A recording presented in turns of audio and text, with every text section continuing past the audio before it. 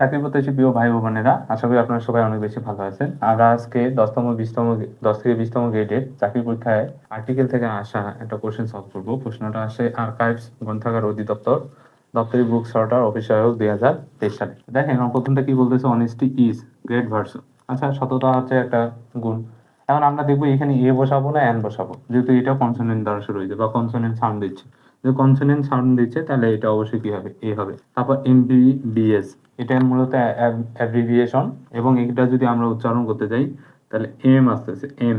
তাহলে কি এটা হচ্ছে যে ভায়োলের মতো সাউন্ড দিচ্ছে, যেহেতু ভায়োলের মতো সাউন্ড দিচ্ছে তাহলে কি হবে, আমরা এন বসাবো। I am an MBBS. I saw, আচ্ছা এটা ভায়োল দ্বারা শুরু হয়েছে, কিন্তু এটা কিন্তু ভায়োল সাউন্ড দিচ্ছে না, দিচ্ছে ওয়া সাউন্ড। মানে এটা একটু ব্যতিক্রম। ইউ বা ওয়া ভায়োল দ্বারা শুরু হইলো, ইউ বা ওয়া সাউন্ড দিলে এন না হয়ে কি বসাবো, এ বসাবো।